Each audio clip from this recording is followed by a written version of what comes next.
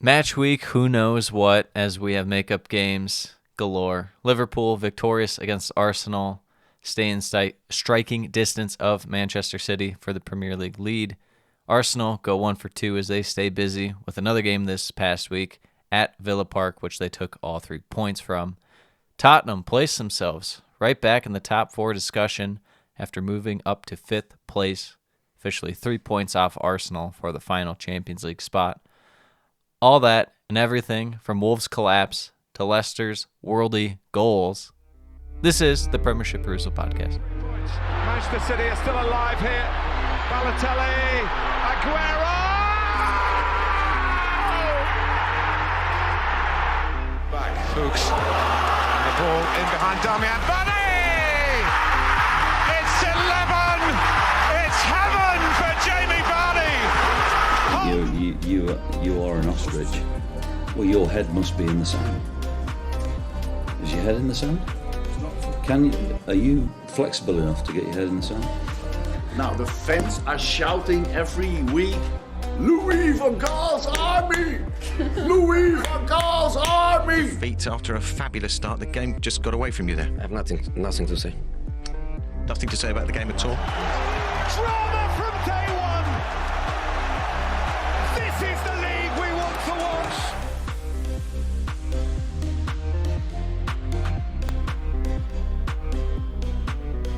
We're back. 7 games. It doesn't matter. We're back. Hi, how are ya? Hi, how are ya? Hi, how are ya? Hey. Oh, A little bit of a strange one. yeah. 7 games. We got some 7 teams games. playing twice. Some teams playing twice. Some teams you don't want to see. Some teams you do want to see. Some teams you do want to see. Some good games, some bad games. And some teams, it depends what match you get them on Yeah. in terms of if you want to watch them or not. Yeah, absolutely. But lucky for you, we're here and we watched all of them. Even if you didn't want to. We Every watched them all. match, every minute, every moment. This is the Premiership Perusal podcast. Yeah. Yep. Starting off, the makeup games. We have, in your opinion, and you know what, for my sake too, the worst one of the bunch. So let's get out of the way. Absolute worst game. It's like trying to give a presentation in class, and you don't really want to go first, but it's for the best. This game, Well, it's I like mean, this when you is go the first one. then, Yeah. no one has a good judge of what the other ones are like, so they don't know how Well, bad it is this- until after the fact. This one was first. Yeah. So you didn't know how good or bad it was going to be. No, but I was pretty sure after watching this game, it would be See, the because worst. I knew it'd suck. Yeah. Brighton, Tottenham, to the lineups. The lineups. Bobby Sanchez, Cucurella, Lewis, Dunk, Shane Duffy, Joel Veltman, Basuma, McAllister, Trossard, Gross, March, Maupay.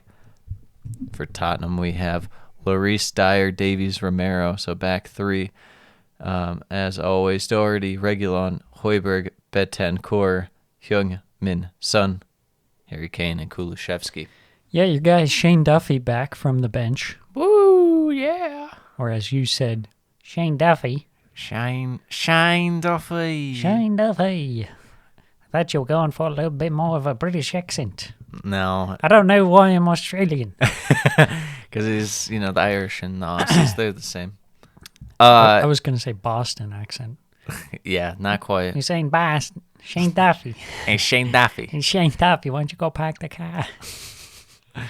Yeah, getting into this game. Before we start, when you load up this game to watch it, Yes. they're playing a song before the game starts, and it was Tequila.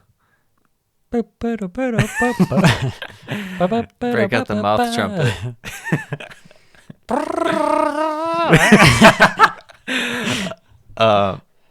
No, this one. Tequila. Yeah, that was the only thing Brighton had going for him. This game was at the MX. Kane missing an empty net right away after Brighton turned the ball over, and I just thought, oh man, I don't know what to make of this game, because clearly that's very un-Brighton-like. Even though they've been struggling, I wouldn't say they've been like necessarily sloppy with the ball. Yeah.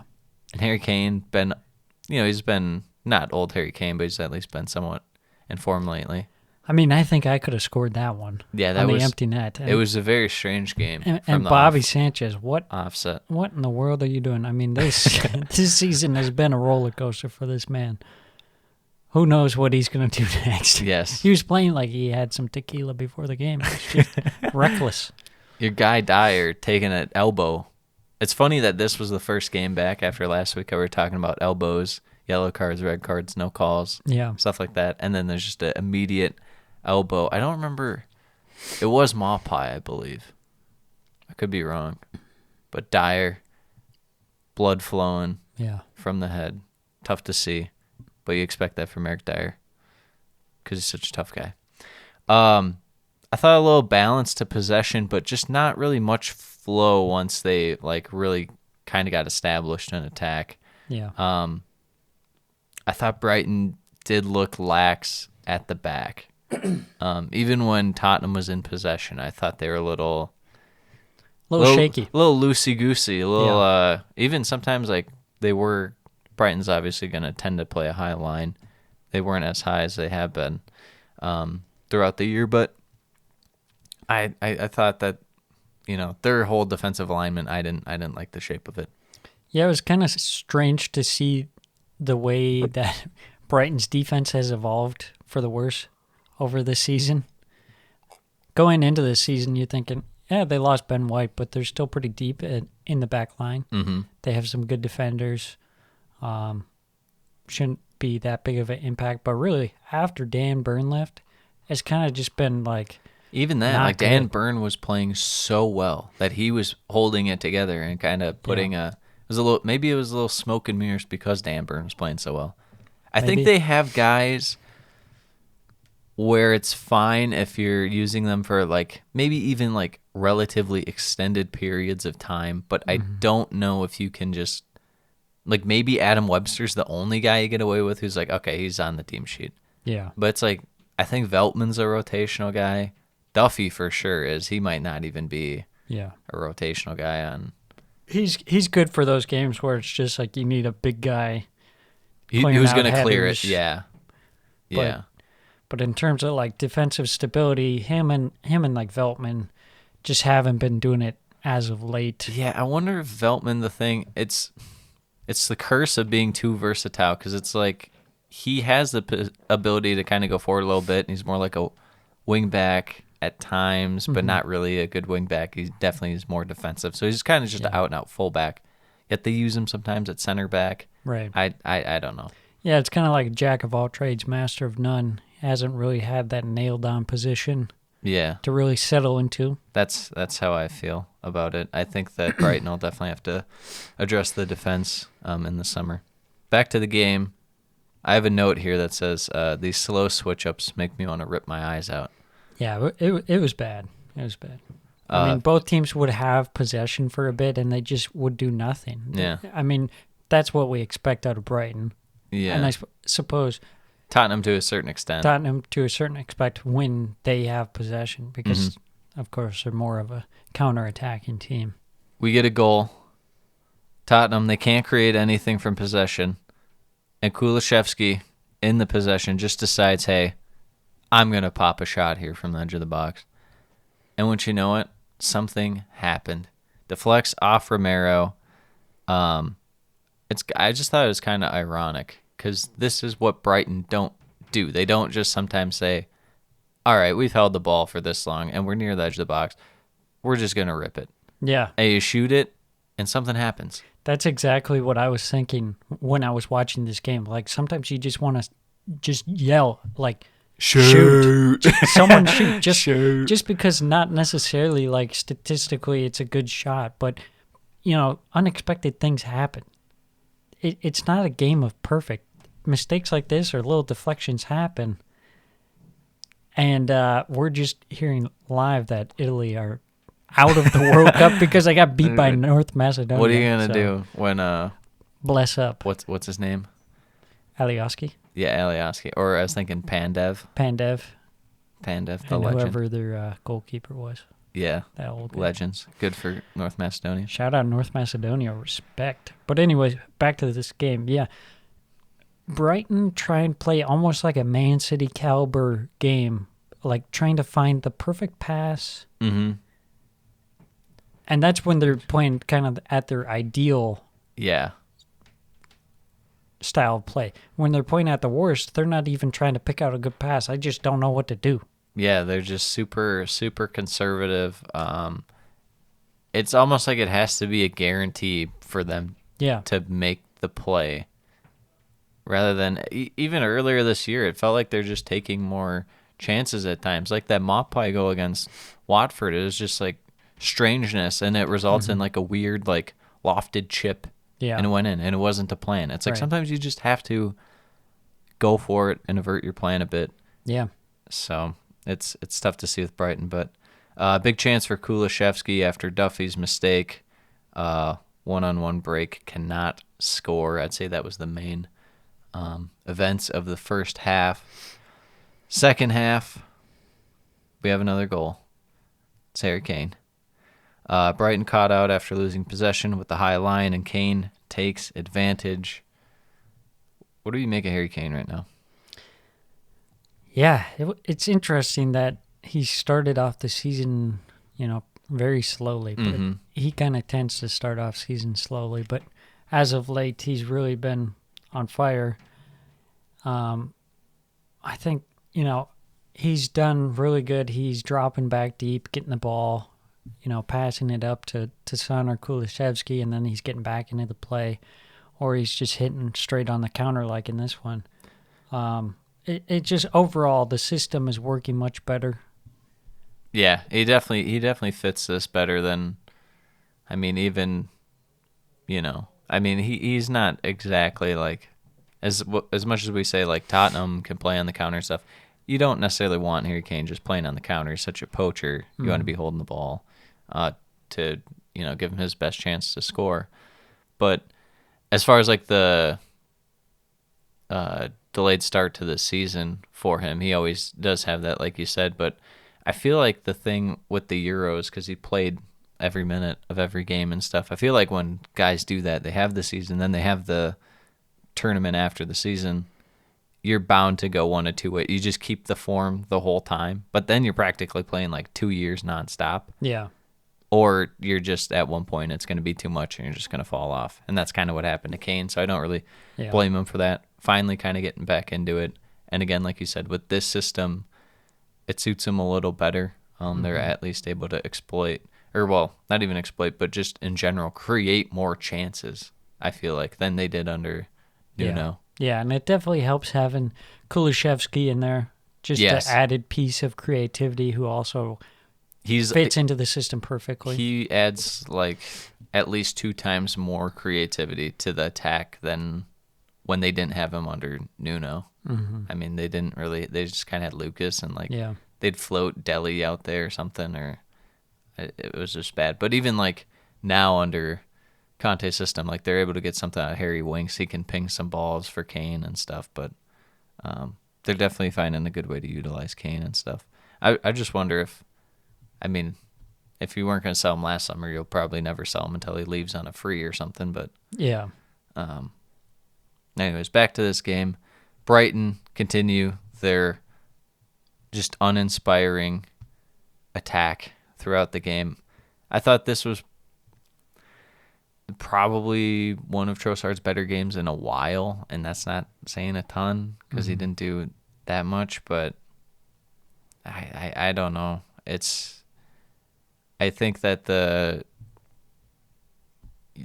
solution has to be external from this, because it can't be, because Potter's running the same system and stuff, and clearly teams are adjusting to it, but I feel like part of it's just the quality of players aren't quite there. Yeah, it's definitely not being executed, I'm sure, as he would like it to be executed with the players that they have in place there. So, yeah, I agree. It seemed like maybe they were going to get by this season without bringing in a new striker and just sticking with Maupay, but it seems pretty clear that you got to bring someone else in, maybe a guy who's kind of like more of a false nine who can also link up the play. So Maupay's supposed to be, in a way? Yeah, what Maupay's supposed to be, kind of like what Lacazette does for Arsenal. Yeah.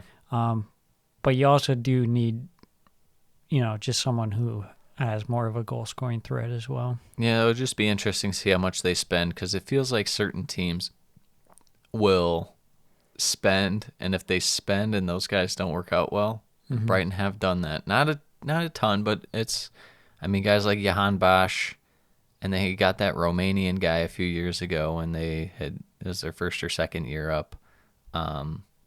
He clearly didn't work out. I feel like they might become hesitant to spend, so who knows? We'll see what Brighton do, but this is, I don't think the answer is within the team right now as far as the goal scoring goes. Yeah. Reguilon with a chance to score on the counter. Been playing well as of late. Definitely I wouldn't say definitely the best wing back, because Doherty's been playing pretty decent, I guess. Yeah. They're both better than Royale. That's all I'm saying. Mm-hmm. It has been quite the sight to see Doherty getting back into the squad, and actually he's been pretty creative. Yeah, he at least does. He does even just average is probably good enough for Tottenham. He's in like the C+, B- range right now in terms of how he's playing, it feels like. So added bonus to get something out of him. Cucurella with a chance, but wide cross goes across the face of goal to the back post. That play just encapsulates like Brighton's struggle right now. It's like even if they do have something that's half decent or pretty good, it's just it falls apart for some reason. In that case, it's just no one making that run when it's wide open. Also, another strange play in this one. Maupay, rather than shooting the ball in the box, shielded the ball. This is like with him on the penalty spot. I don't know if you remember. He shields the ball and tries to draw a pen. Goofy. Just goofy. Overthinking it. Yeah, that's been kind of the problem with Maupay, is that sometimes he'll do stuff like that as opposed to just like taking a shot. Yeah. When it seems like, well, just shoot there. It's not like, might not be the high percentage play, but just you have to pop do something at the keeper and try and make it happen. Kane with a chance, then Bobby Sanchez with a save. That pretty much wraps this one up. 2-0 Tottenham. Games you got to win if you're Tottenham. Brighton, the slippage continues. You were mid-table, as we like to say here in this podcast. Not high mid-table, not low mid-table. You were mid-table. Now low mid-table. Yeah. This year went from probably like a B+ year. You're getting your highest place in the Premier League standings in your history. Now you're kind of slipping back to where you finished last couple of years, and you're losing all momentum. Mm-hmm. You got to recapture some of it before season's end, I feel like. Yeah. Moving on. Yep. Moving on to Arsenal versus Liverpool in the lineups. Ramsdale, Tierney, White, Gabriel, Cedric, Partey, Saka, Odegaard, Xhaka, Martinelli, and Lacazette. For Liverpool, Alisson, Van Dijk, Robertson, Matip, Alexander-Arnold, Fabinho, Thiago, Hendo, Sadio Mane, Diogo Jota, and Luis Diaz. No Mo Salah starting on the bench for this one. It's because he's washed. Broke it here on the podcast. Yeah, definitely. This one starts off, Liverpool get off to a pretty good start.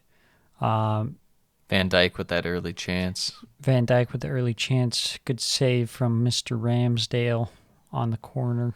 Yeah, I thought that this game was a lot more open than I was kind of expecting. I don't know why. I thought both teams, Liverpool were never really cautious, but I felt like Arsenal might have been a little cautious. But then, again, I probably just misthought it because Arsenal really weren't too cautious when they were playing Man City at the Emirates and stuff. I feel like they have a certain confidence about them to just go for it. But it was back and forth for the first 15, I thought. I expected more of kind of how Liverpool started with, the fast start. I expected that to continue on more throughout the first half, but Kind of faded. it faded as the half went along, and Arsenal started gaining some possession, and were trying to hit on the counterattack at times. Yeah, I just thought Arsenal was a lot faster and quicker, and they were really able to expose that space kind of to the wide areas of the pitch and kind of in behind Liverpool's defense.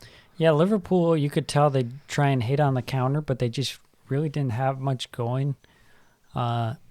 Luis Diaz looked kind of gassed pretty early in this game.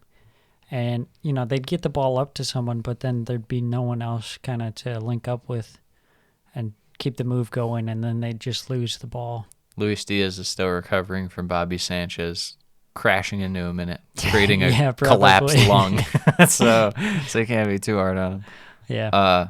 Second half, Liverpool's defense shaky, but Arsenal just not taking the chances, similar to the I guess, was it the Burnley game where they had a bunch of chances and couldn't score? Yeah. I think so. Yeah, it was disappointing because you would probably say that Arsenal were the better team. Through 60. Through 54 minutes. Yeah, they just, it's almost like the Brighton thing where, they just need to take a shot or something. Mm-hmm. And are trying to play too perfect. Yeah. Trying to play too, like, with the statistical, like, oh, this is the best statistical decision. Sometimes you just got to break that, especially Martinelli, just get a shot off quick or something. Yeah. Try and make something happen because, we know Liverpool, they've at times been shaky in defense, mostly on the counterattack. Yeah. But once they got set, that is a pretty hard team to break down. Yeah. And then 54th minute, they get the goal, and it's just kind of a cheap goal from an Arsenal perspective. You worked that hard, and you couldn't score, and then Liverpool come down on the other end. Kind of nice like ball from Henderson. Through ball. I believe it was Henderson up to Jota, and it was just too easy, It's Thiago, I think. Thiago. It almost seemed like, well, how come they didn't have to work so hard to score a goal? Yeah. And it felt like the momentum that Arsenal had been building just kind of... The wind went out of their sails. Yeah. Yeah, I thought Arsenal's defense kind of let them down. Not that they played, like, super bad or anything, but, letting something like that happen when you were controlling so much of the game for so long, and then it just kind of let it go. I thought Cedric was poor on this goal. Yeah. And then shortly after they scored second one, I thought Cedric was again poor on this one, but also Saka was somewhat at fault. I just thought that clearing. Yeah, I was gonna say and it was like multiple clearances. Correct me if I'm wrong, and they just couldn't get it out. Yeah, it was like you just got to rewind up and boot all the way down. It's like just get it to the side, just get it out any way you can. And it started off by Cedric giving a free kick, just kind of stupidly. Yeah, when it's going nowhere and you just take a whack at a guy, it's like you're always almost gonna hurt your team. Yeah, I know a lot of people have been praising Cedric, and he's done decent enough, as a backup. But it's clear that he's not Tomiyasu. It's the Veltman extended run thing we were just talking about. It's like, yes, he's fine for a few games. Yeah, and then he's supposed to be on the bench where he belongs. He's right. Especially against Liverpool, you really got to be at your best. Yeah. And that's been a big miss for Arsenal, not having Tomiyasu for the past 2.5 months. Yeah. Well, Liverpool's defense kind of locks it down. Arsenal really, really started to struggle to be able to even find a shot compared to even the first half and early part of second half. So after that second goal, it was no way coming back from that. Finishes 2-0. Liverpool do what they do. Might not be the best of performances, but they somehow get the best result possible. They were very efficient. Yes. With their chances, something that Arsenal was not. And I think that kind of goes to show the inexperience of the Arsenal team. Mm-hmm. Yeah, I thought Thiago had a really good game for Liverpool in this one in the midfield. Kind of had both an attack and defending presence at times. It was surprising to really kind of go back and look. Matip and Van Dijk did not have to do much at all this game. Yeah. Which is kind of strange because Arsenal had so much of the ball and creating chances and stuff. It really just came down to that wide play for Arsenal, is how they're getting in, and then it just came down to they couldn't quite get that last one being central with the goal. Yeah. Get the strike. Yeah, I thought Liverpool as a team defended very well and just very hard to break down. And especially a game where they weren't necessarily at their best, they still got the result. Yeah. And I think that says a lot about Liverpool and where they're at. That's what they've been doing the whole year. They might not play, they might not be the best team in this game.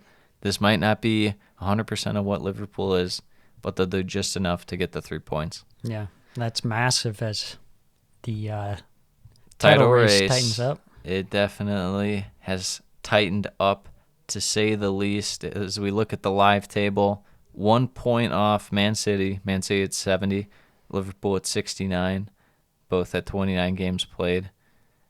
It's going to be a doozy in the last race. We talk about a doozy. We're also talking about Everton, and we're talking Newcastle. This game was good, but not from like a football perspective. It was good as in like it was just pure chaos throughout the match. I'll say it right now. And I mean, part of this is just because Everton are so bad that this is why. But Goodison might be like a top 3 like place to play right now because it's just hectic. Whether it's going to be boos or cheering, Yeah, it's going to be wild. It's just chaos. To the lineups, Asmir Begovic last week on the pod, we were talking about Everton need guys who give a shit. Yep. And I joke that Begovic was a guy who gives a shit. And what is it? They throw him out there Frank just Lampard to prove a heard point. you. Super Say, Frank, throw he him in knows. He knows I got the Chelsea shirt on today. He knows that I believe in Begovic.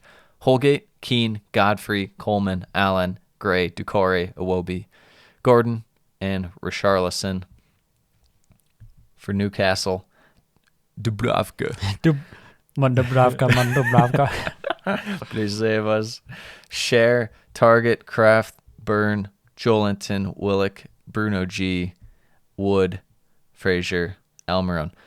So, Everton going to bring Calvert-Lewin off the bench in this one. Yeah. You know what? Something's got to change. You Something's got to change. You got to find something. Very, very physical game from the offset. Just both teams going at it too.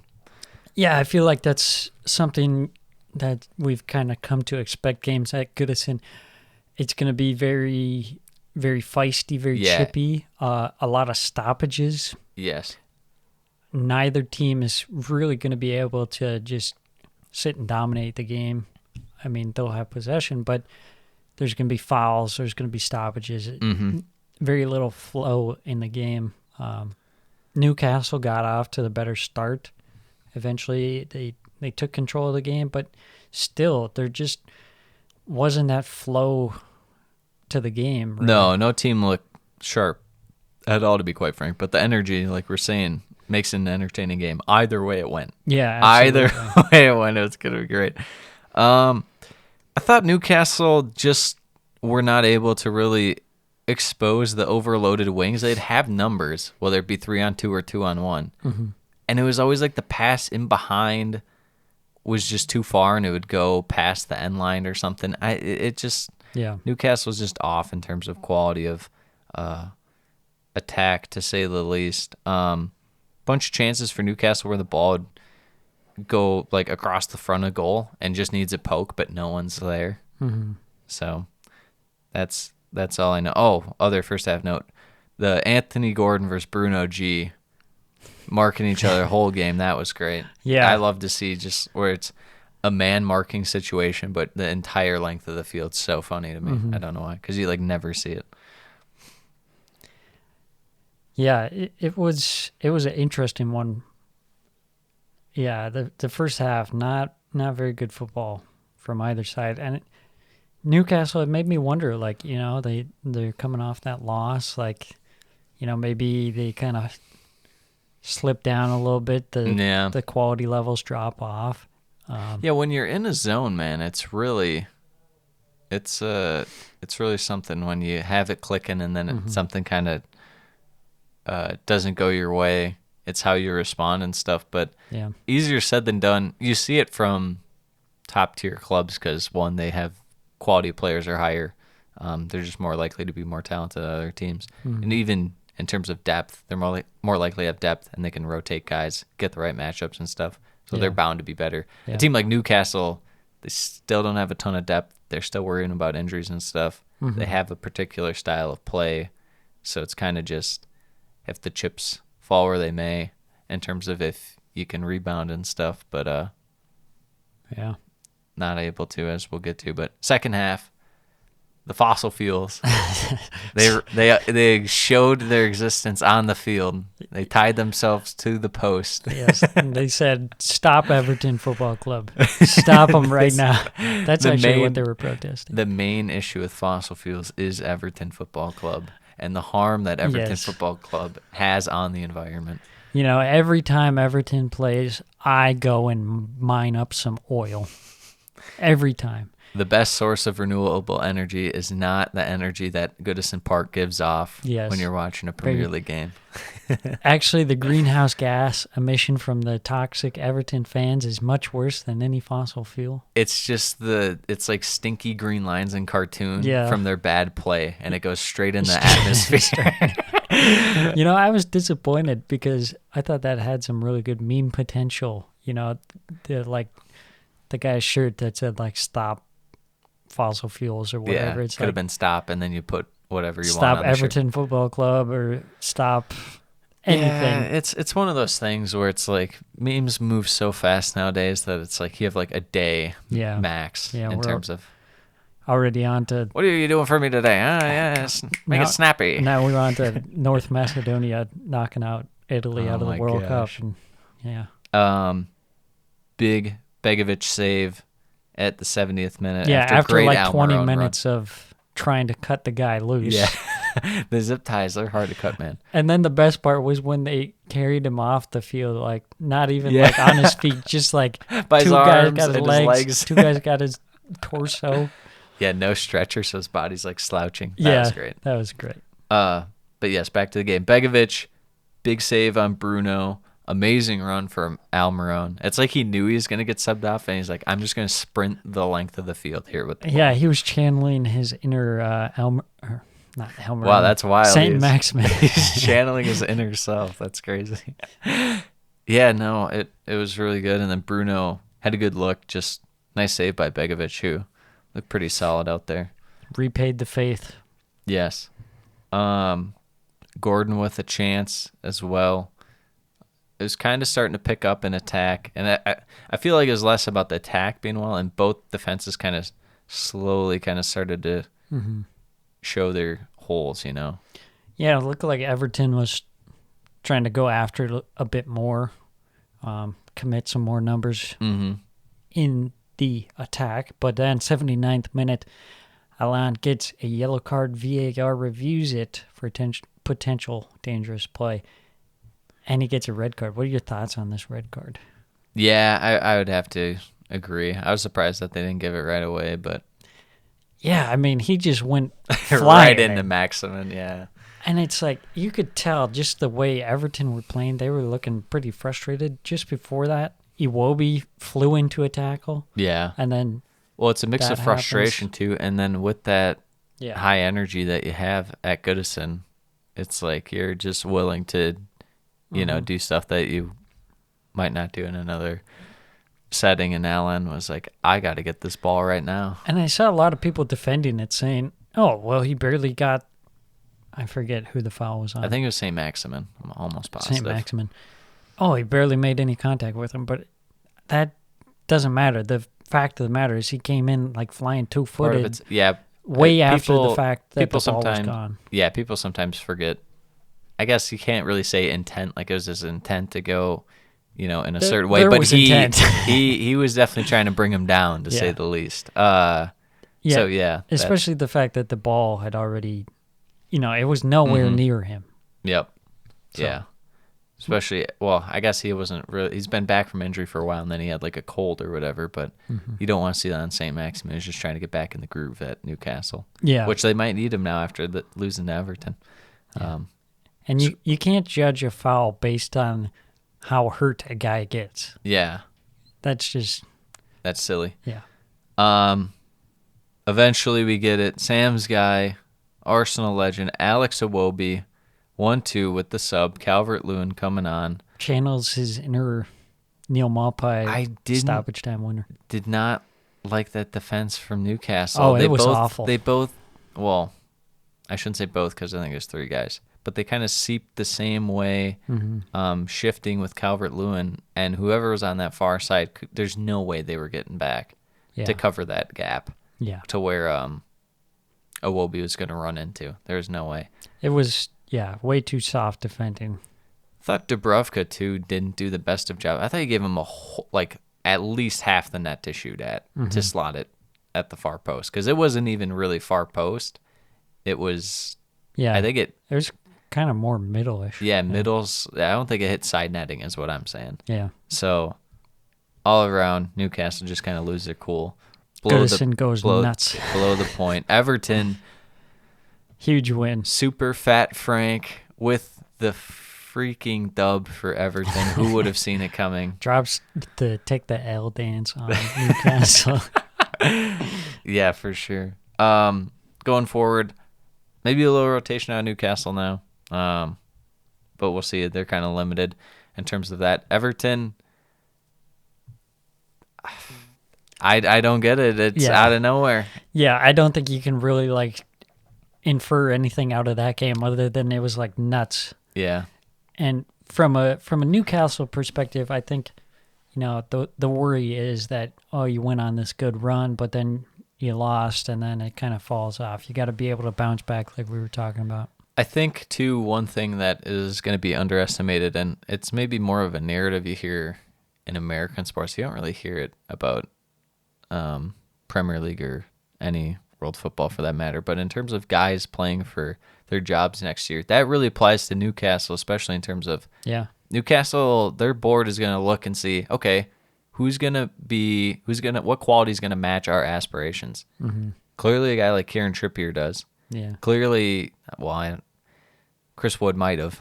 I don't think he does anymore. I think Chris Wood was more of a stopgap. Yeah. But so, Bruno G, clearly a big-time signing. Mm-hmm. They have these guys in mind. It's like you're going to have to play real well to show, hey, I can play here if you guys are trying to push for European competition, whether it's even just a backup role or something, but show that you have the quality. I think Newcastle has a lot on the line.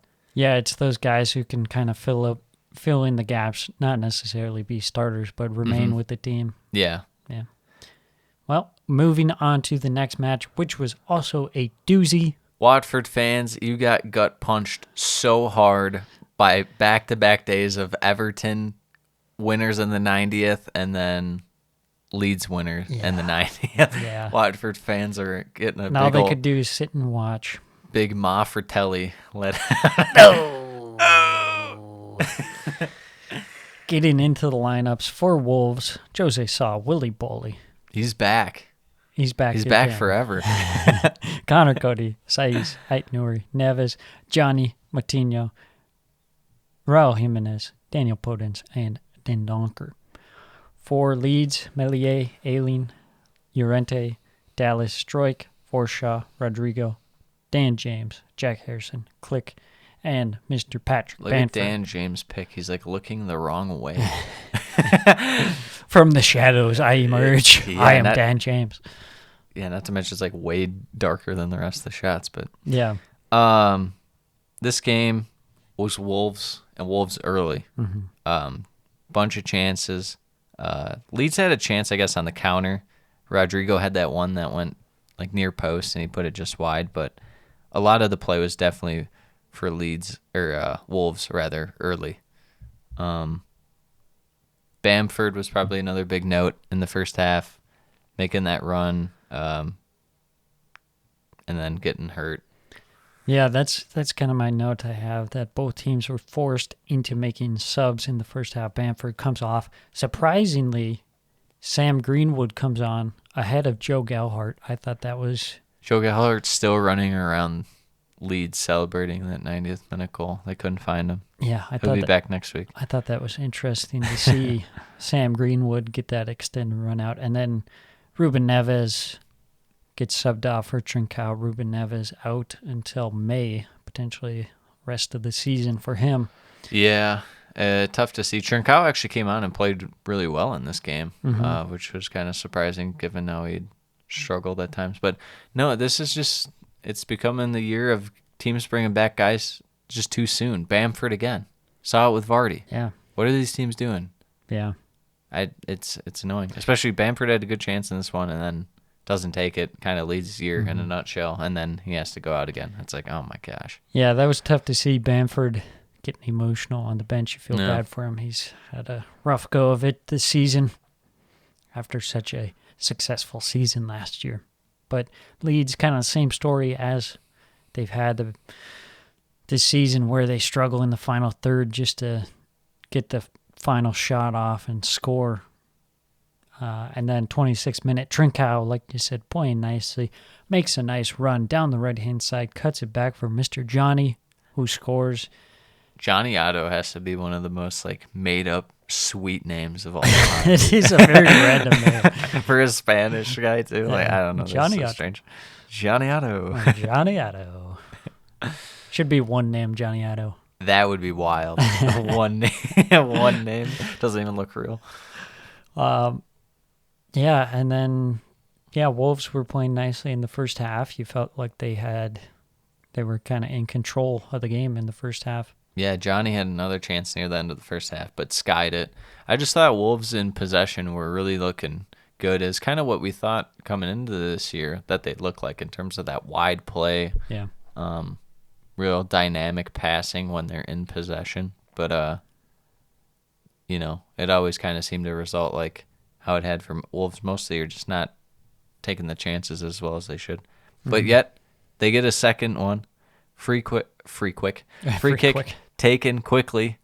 Gets Podence behind, cuts it back to the top of the box for Trincao. Slot. Yeah, nice finish. In the 11th minute of added time of the first half. Oh my gosh, the injuries.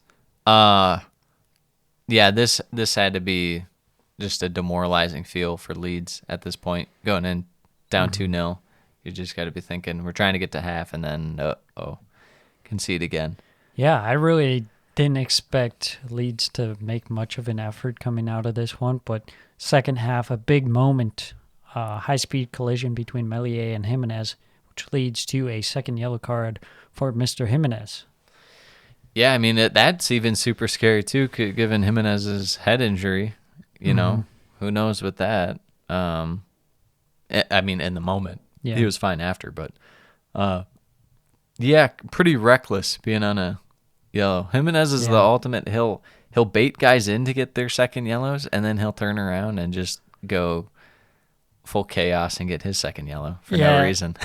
It was pretty stupid again, kind of that game against Man City, I think, where you got the other quick second yellow again. Yeah, this one. Just unnecessary. You have to sub him off within 30 seconds of him getting a yellow just in case. Yeah, just super unnecessary when you're closing out the keeper like that. There's no reason to make that foul. Like, I get you're trying to go for the ball, but it's not worth the risk of picking up that second yellow card.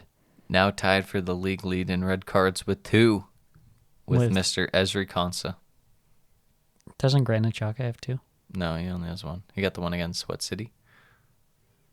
Early in the year? Maybe he got one in like the FA Cup or something. I don't know. Yeah.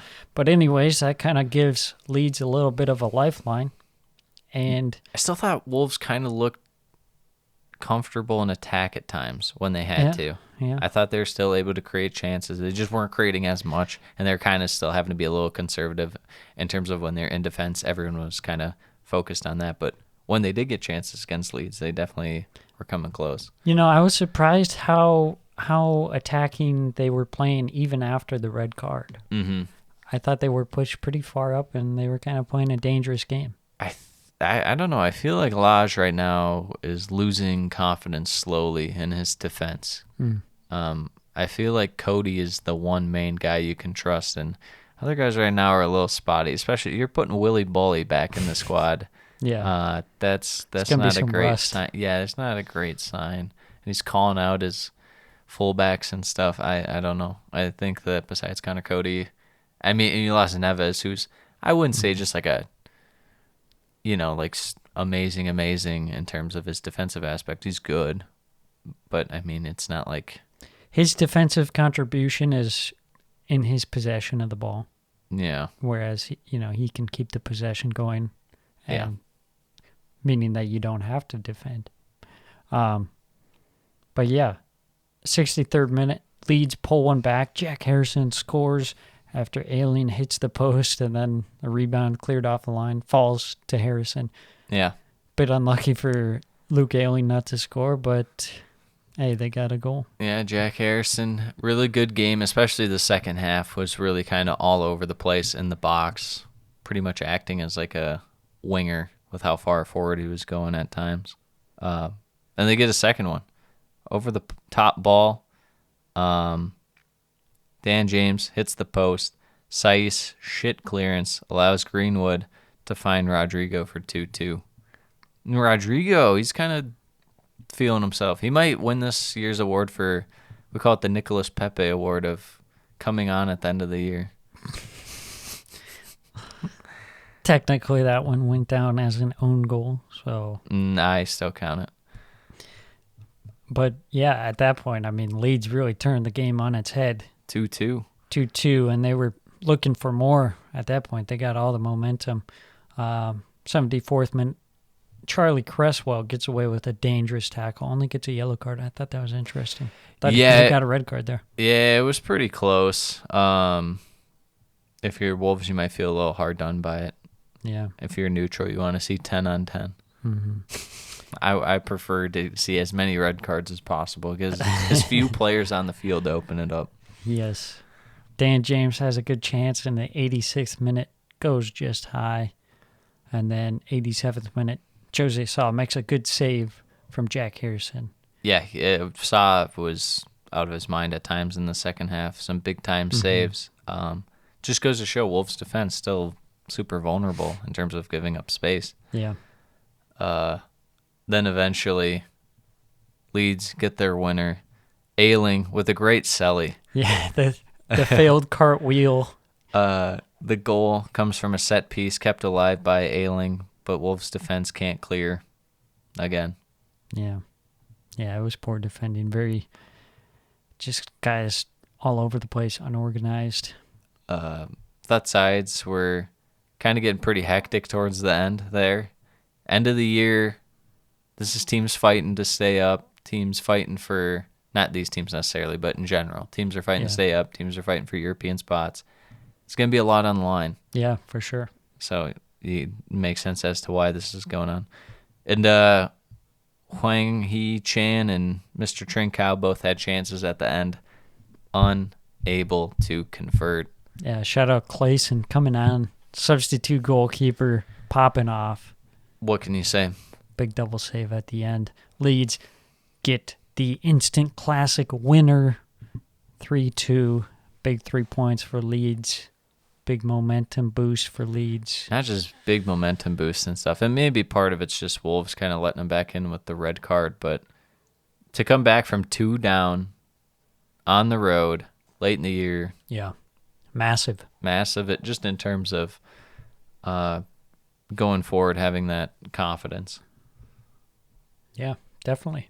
As far as Wolves blowing that game, tough scene. Yeah, that's really disappointing. People talking about how good your defense is, including myself. And right now, it doesn't look super great. Yeah. Yeah, I mean, I kind of go back to the way that they were playing when they were up 2-0. And then they got the red card, and they were still pushed pretty far up the pitch. I feel like at that point it makes more sense to try and be a little more conservative, but that's what they went with, and it ultimately backfired upon them. Moving on. moving on to Arsenal's second game of the makeup games week. Yeah. I'm glad you noticed I didn't add it in the docs. I took notes on my phone. Me mobile. To the lineups. Emi Martinez, Matty Cash, Ezri Konsa, Tyrone Mings, Ashley Young, Doug Lewis. So I'm going to call him from now. Doug Lewis. Doug Lewis. English Doug Lewis. John McGinn, Buendia, Coutinho, Ramsey, Ollie Watkins up there. So no Mr. Ings in this one.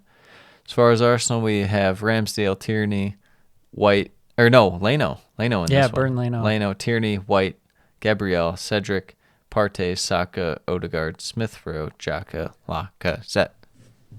Yeah, so no Ramsdale, no Martinelli.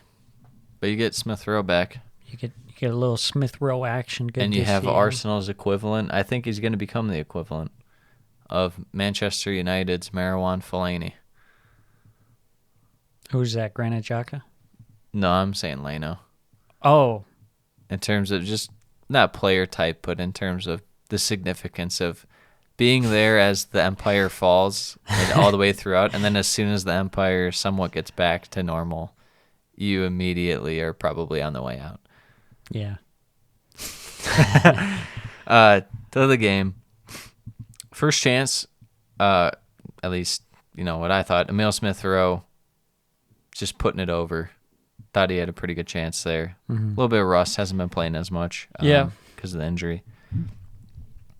Another big chance for Arsenal as Emi Martinez had a save, almost an own goal from Konsa. Is your mic okay? Yeah. Okay. Sorry, I'm just trying to adjust it. That was strange because the original shot looked like it was probably going to go in, but yet off the deflection, it still nearly almost went almost in. did. I thought Villa did a good job in terms of their long balls in behind, especially in wide spaces, to kind of establish possession against Arsenal. But I mean, the main guy was John McGinn. I thought he played spectacular in this game. See, I thought, in my opinion, it was a poor performance from Villa. I thought they were too conservative in the game. Yeah. Just going forward, it seemed like it was really lackluster. I mean, first half, it was better than the second half, but... I don't know. I mean, Arsenal's defense is not... It's not Watford. It's a tough nut to crack. It didn't feel like they were really testing them that much. They had like one shot, I think. Yeah. If that. Well, I'd say what really let Villa down in this one was, Ramsey wasn't like terrible, but I thought given what we had seen from him, we've definitely seen better games. Yeah. Buendia and Coutinho were the two that really stood out to me in terms of they didn't do much. Yeah, for sure. But I think, McGinn, in terms of pinging balls, was definitely putting Arsenal in vulnerable spots most of the game. Just unfortunately not able to take advantage. And they really didn't do a great job of working Watkins in. I'll go with that for sure. It felt like he was never really even touching the ball. Yeah. So, not able to get central. You have a more kind view on Villa's game. I thought they were pretty poor in this one, but... Wow. Hear that, Villa? Get shit on. And, the thing is, I thought Arsenal weren't even playing that good. So it was kind of disappointing to see Villa playing as conservatively as they did. I thought there were opportunities where they could have pushed Arsenal more. That's fair, but I don't think Arsenal played that bad. I thought they were doing just enough to hold on in terms of defense. I didn't think necessarily they were playing bad, but they weren't really playing good enough to be having the amount of possession that they were having, I suppose. Yeah. They weren't at the top of their game. Well, that's for sure. Yeah. Neither team was at the top, especially with how hot Villa have been, and we've seen Arsenal throughout this year, what they're capable of. So, no, I can go along with that. But we get a goal, set piece routine. I mean, it didn't seem like it really went according to plan, to say the least. But the shot from the top of the box from Saka ends up going in. Mm-hmm. Yeah, That was way a through. little lackluster by Villa's defense, I thought. Yeah, surprising to see that one actually get through when there Not was quite a able few to- defenders in the Mix way. of not being able to block, mix of no one being able to close out in time Yeah. or even come close. It felt like he's Yeah, especially with the comfortable amount of shot. defenders that they had. I mean, Mhm. everyone was pretty much back since defending the set piece. piece. Then tough for Martinez to even see that one, Mhm. so you can't really blame him. But not really a goal you want to concede. To say the least. Arsenal with some chances to end the first half. Nothing super notable, but second half going in with the 1-0 lead. I thought Saka had a really good chance on the takeaway from Ramsey, but I thought he was really slow in terms of whether he was going to pass or he's clearly trying to either bait Martinez some way, whether it's to play the pass so he can shoot or that he's going to shoot so he can play the pass. He just waited too long. Yeah, I thought Saka didn't have his best game in this one. Just kind of, he didn't look super sharp Yeah. in the attacking third. And then you had Smith Rowe, who was a little rusty, and Odegaard didn't seem like he really could get into the game all that much. It was a very Liverpool-esque performance by Arsenal to not play at your best, yet you find a way to get the win. Mm-hmm.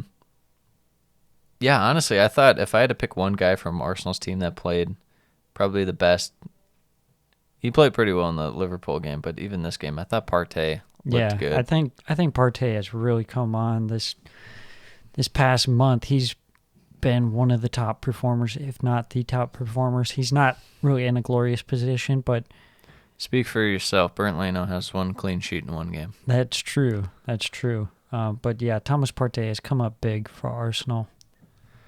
McGinn with a chance at 60 minutes just curls wide. Watkins hitting the post on deflection. And then kind of to close out, a bunch of shots in the last 20 for Villa, but nothing really going. And the passing really, really kind of showed as Yeah. it was fading as the game went along.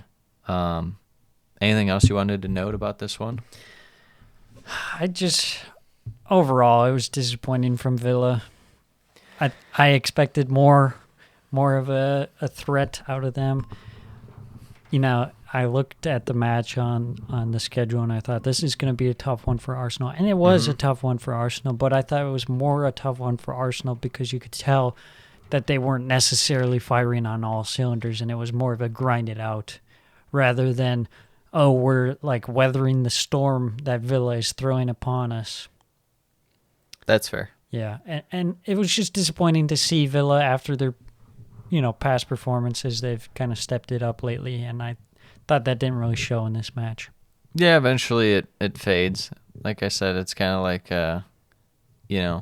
certain mid-table Premier League teams are like UFC fighters getting hyped up in terms of where it's like they get some wins going and then and you're like, oh, this guy, and then they lose one and then it just falls off.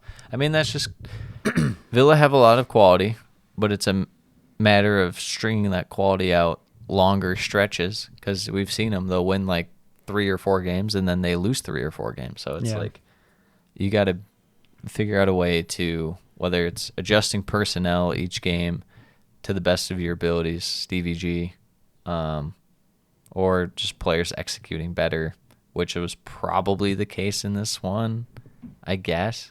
Specifically, like I said, Buendia and Coutinho. Yeah. I don't really ever blame strikers a ton in terms of if they're not getting involved because it's, I mean, you need some semblance of service for the most part. Right. So I can't put too much blame on Watkins, but Yeah, I think there can't be a more hot and cold player right now than Coutinho. Like when he's on, he's looked amazing, but when he's off, he's just kind of been invisible. Mm-hmm.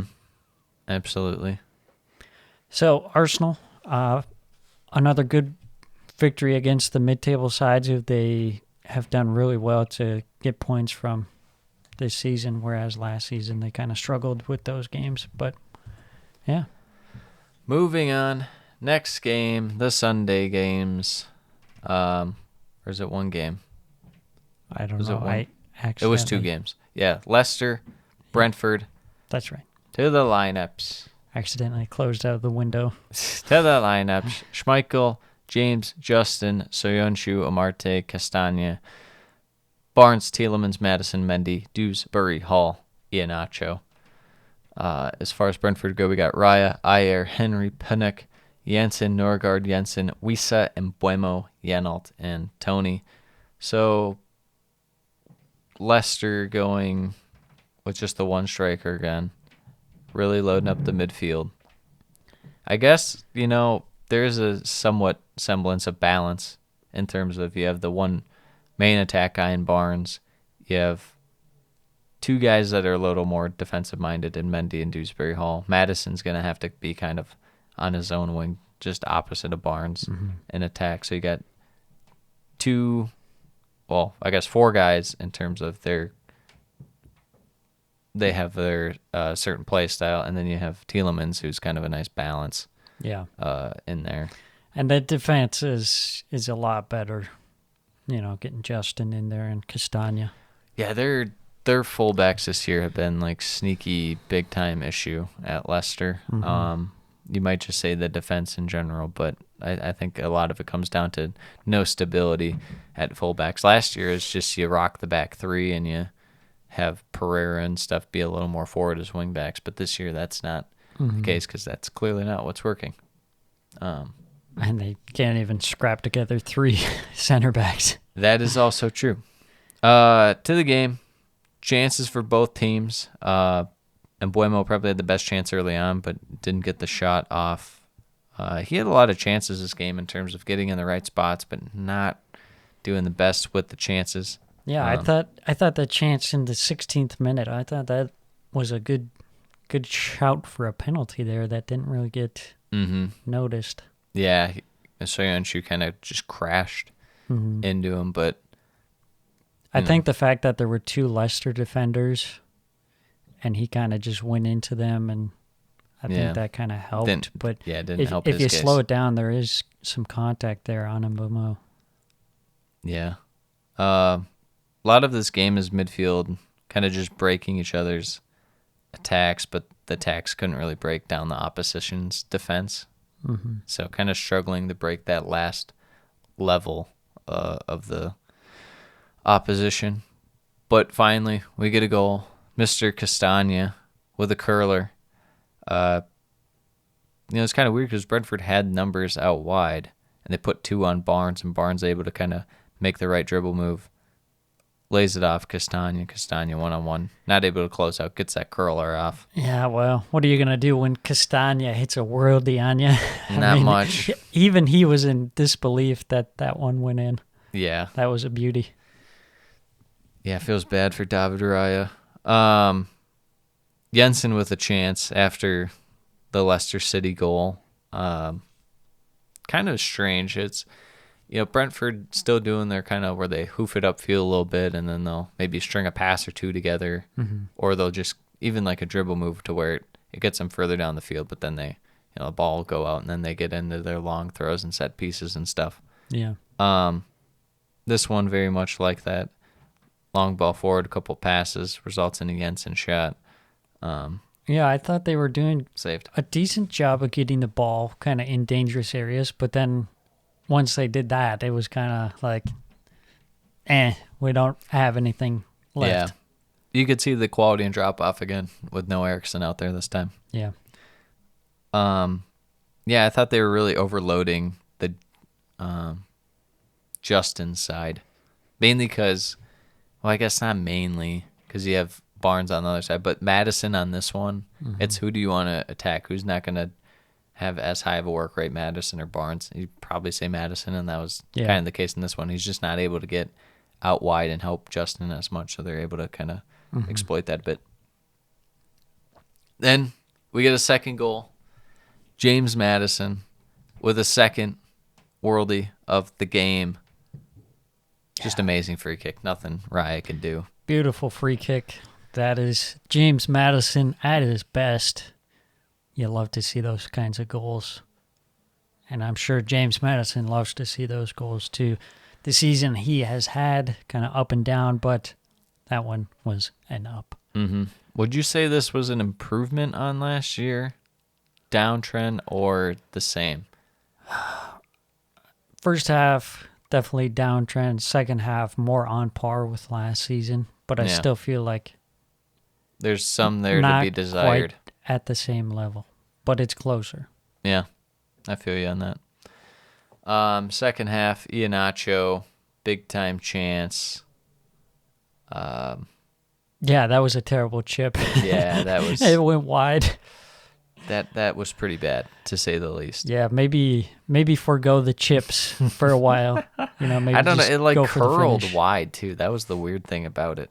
Yeah, it was bad. Janssen with another big chance. Or no, not Janssen this time. Oh yeah, Janssen. Ponchen Janssen, not Janssen. Jensen. Janssen, not Jensen. Janssen. Yeah, Janssen, it not auto-corrected on my phone to something similar to that, so I was thrown off. Yeah, Pontius, Mr. Pontius, Yeah. with a header, big save, Schmeichel. Yeah, Schmeichel was coming up big in this game for Leicester. Yeah, last few games he's kind of turning it on, which is strange because, they're really, in a way, kind of leaving him out to dry with the poor defense early, Yeah. and they're still doing that. But yet he's able to play better now than he was earlier in the year. Yeah. I'm not sure. And Buemo also had a point-blank header saved. Yeah. I mean, it's one of those where it's tough to say, like, you should score because Schmeichel is always in a good spot to save it, but you're so close at the same point. It's like, how do you not score? Yeah, just got to get it to one side or the other, but he hits it right at him. Mm-hmm. Yeah, and it felt like, to me, I had a note where it's like, Brentford's eventually going to score. Like, this Leicester defense is not able to hold.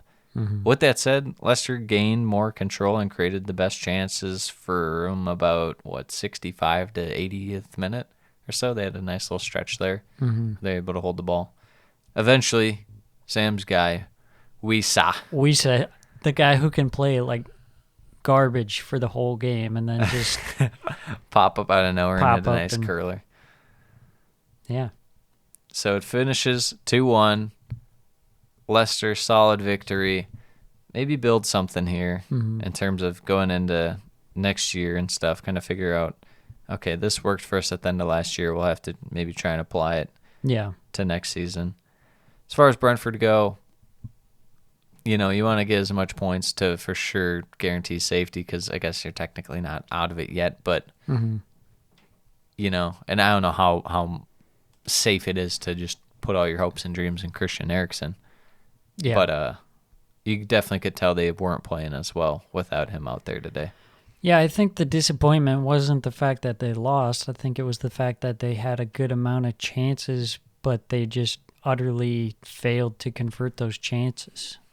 And they didn't play great, but they could have got a result out of the game. They could have got a draw. That's what they're doing earlier this year.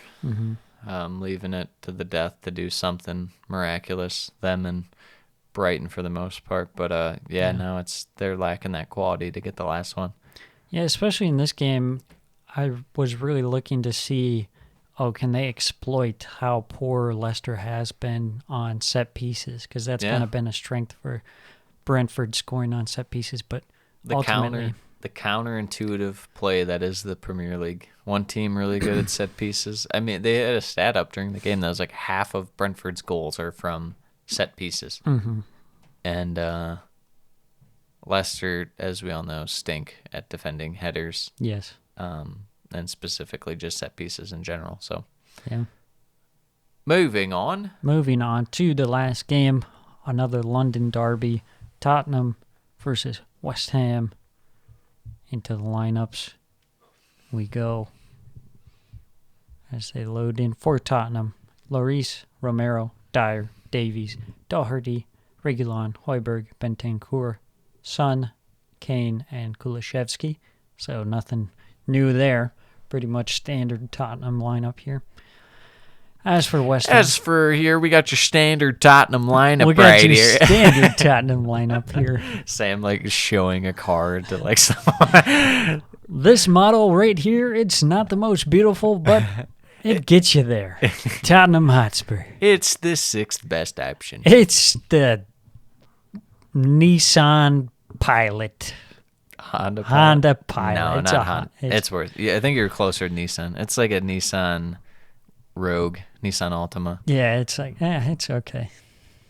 It's not bad by any means, but it's not gonna Well, then it's Honda Pilot. knock your socks off. It's Honda Pilot. It's kind of like Nissan's it's not kind of like great. a nice minivan, you know. It's Yeah. like it's effective, The Honda Odyssey, but yeah, don't enjoy it. unless you're dad Yeah, then you're like, status out here. look at all this space we got in the back, and the chairs swivel. The chair swivel. And Antonio Conte is the dad piloting the. Let me tell you about swiveling. Honda West Odyssey. Ham's defense in this game is swiveling.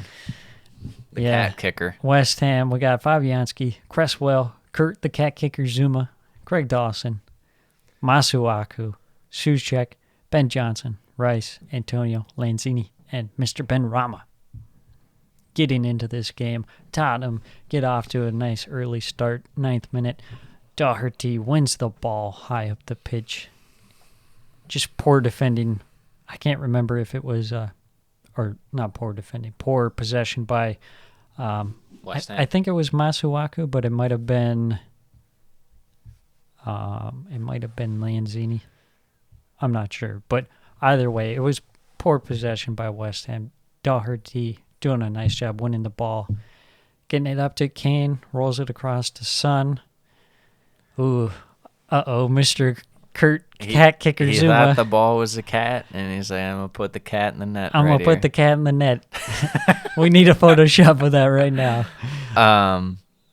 Yeah, I mean, I feel like Tottenham this year have had a few of these where it's like they put teams in a position to where it's like it's going to be a goal if you don't do anything, but if you do something, it's just going to be an own goal. Yeah. I feel like they have like at least 3 to 5 of those this year. Yeah, West Ham just really poor possession out of the back. Yeah. 10th minute, Antonio has a great chance, but it goes wide. Just kind of been how Talk about that's guys going who've for. fallen off. What happened? Yeah, he is ice cold. Yeah, Mikel Antonio, come on, you gotta get it going. I mean, I wonder if there's like a undisclosed injury or something that's keeping him, you know, because he has injury problems. He's trying to play through it or something. I don't know, but this is like, He just lost his mojo. yeah, we have not seen him be this bad in a long time. And then it goes down to the other end, and Son has a shot hit off the post after a nice break from Kulishevsky. So a wild couple of minutes there. Tottenham get the goal, and then West Ham go to the other end, and then Tottenham go down to the other end. Yeah, I forget who Tottenham was playing, but Kulishevsky had a rough game a couple games ago. Now it seems like he's kind of back. Didn't do a ton in the Brighton game, but had 1 or 2 moments. This game seemed to play better. Yeah, for sure. 24th minute, Son scores after a marvelous ball from Harry Kane. That's kind of what we're talking about. Harry Kane at his best when he's dropping down into the number 10 spot, can pick a nice pass for Son to get in behind and score. That's what he do. It was a nice finish, too, from Son. West Ham are able to pull one back before half. Pretty vital. The man in form, Mr. Benrahma. Yeah, Ben Rama's kind of come back after he was slumping for a while. Yeah, slumping, and then he was relegated to the bench, and now he's back. Yeah, I mean, this one, it fell nicely to him. Nice head-on from Dawson at the near post, but he did well to hit it first time and score. Goes into halftime 2-1. Spurs looking dangerous on the counter, but they have shown some defensive lapses, and, you know, there is potential for West Ham to score another goal. 54th minute, stoppage for a scuffle, and then there's also more protesters trying to All the attach protesters were themselves. out. It's like every game someone was trying to freaking attach themselves to the post. Yes. And it was just like clockwork, like second half, like someone runs onto the field, and then they started expecting it. So About the same time, too. yeah. Tottenham gaining control of the game. Which is kind of strange. You wouldn't think that, but, Yeah. I mean, West Ham down, Tottenham kind of generally like to play in the counter, but West Ham just really off this one. Yeah, 80th minute, we were talking about how good Kane has been lately, but this one was a bad miss as Højbjerg plays a wonderful ball through to him, but he fires over. That's when you'd really expect him to score. 88th minute, Son seals the deal for all 3 points as Kane, with a nice through ball header, gets it past the West Ham back line, who, like you said, were looking a little shaky this game. And Spurs pick up all 3 points. Not the most convincing performance, again, from Tottenham. They didn't have to work too hard for it, but they got the job done. Yeah, it's one of those things. It's like Tottenham have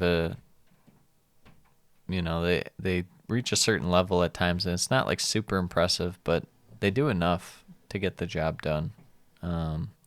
That being the case against a poor West Ham side and a poor Brighton side, it's like, when Tottenham doesn't wow you, but they get it done enough. Yeah. So, and that's really all they got going for them to keep them in this race, is to get these results. Doesn't matter how the performance is. Yeah, that's a big win against West Ham, fellow top 4 rival. Yeah, West Ham kind of crap in the bed in this one. Mm-hmm. They kind of blew it against the Liverpool game too. You've got to feel like it's slipping away from West Ham at this point. Yeah, it definitely feels like it. I think we're kind of justified in saying the depth was always going to be an issue for West Ham. Yeah, especially since they're making this Europa League run. It's one thing if they got bounced semi-early, you make the push for Champions League. But if you're going to go the Europa League route too, that's really tough. Yeah, that can be a really grueling schedule when you're playing on Thursdays and then you play on the weekend. Not to mention, you've been relying on Dawson for virtually what seems like the whole year, and he was your third choice center back coming into the year. Mm-hmm. So that's always tough. Yeah, some big injuries. And then not to mention Antonio just dropping off completely in the second half of the season. Disappearing, to say the least. And not having your best player on the season, Jared Bowen. Yeah, he's not in the lineup, so that was tough. Yeah, missing with a foot injury, maybe. And you hate to be doom and gloom, but you might have next year to kind of have another run at it. After that, more than likely, it's going to be, I would assume, broken up in some capacity, whether it's Rice leaves, whether it's Bowen leaves. Yeah, for sure. So, we'll see. Anything else, or should we get to the team of the week? Yeah, just one last point on West Ham, since you brought up them potentially being broken up. I saw, some teams are interested in Rice. Chelsea, which I don't know how they're going to buy Rice when they're under sanctions. You never ask questions about Chelsea. They somehow always come through for no reason. Yeah, and then it was, I forget which other team, if it was City. United. I saw United linked. Yeah. Ultimately, they said the price tag was £150 million. So it'd probably fair. Be interesting to see, do West Ham decide to cash in, or is it more valuable to keep him along for another season? If they could get top 4, it would be worth it. But otherwise, another season where they get Europa League, you might as well cash out on Rice. Yeah, you'd think so. But then you're in the Villa spot of how do you replace that guy? You replace him probably with multiple parts, and it's like, who knows how that goes. But then again, that's kind of what you need, is a little more depth, but it's like at the sake of Declan Rice. Ooh, tough. But when you have a chance of getting that much money out of a player, hard to pass up. To say the least. To the team of the week. Should be an interesting one. It really is, because I was debating Schmeichel, but then I couldn't do it. I had to go with Begovic. That's fair. 6 saves, clean sheet. Came up big. Yeah. Back 3 of Castagna, Romero, Robertson. Midfield of Partey, Moutinho, McGinn, Harrison. And a front 3 of Trincao, Kane, and Son. It really is a Wait, what was your back line? It was a sad back 3 of Castagna, Romero, Robertson. I didn't like any center back performances this week. It was either teams were like so in control the center backs didn't have to do much, or you conceded 3 goals. Yeah. So it was kind of a tough spot to be in. But midfield, again, Partey, Moutinho, McGinn, Harrison. Front 3, Trincao, Kane, and Son. I think I might have thrown in Luke Ayling in there, but Yeah, I thought about it, but what are you gonna do? what are you gonna do? We got Harrison in there for Leeds. Yeah, it really is kind of a wacky one when there's multiple Tottenham players in there and Asmir Begovic and a Wolves attacking player. Yeah. What are you gonna do? That's it for this podcast.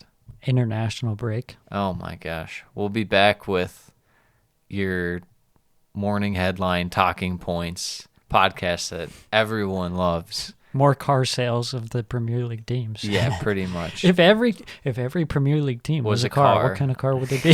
Yeah, it's like a BuzzFeed quiz on Premier League teams, but for guys, so it's cool. Yeah, it's cool. It's cool. Cars, muscle cars, vroom vroom.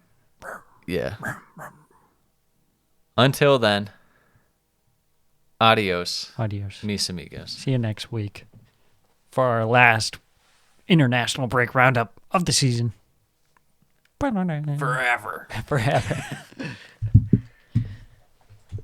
Yeah, I was looking at the schedule. I mean, we can pod anytime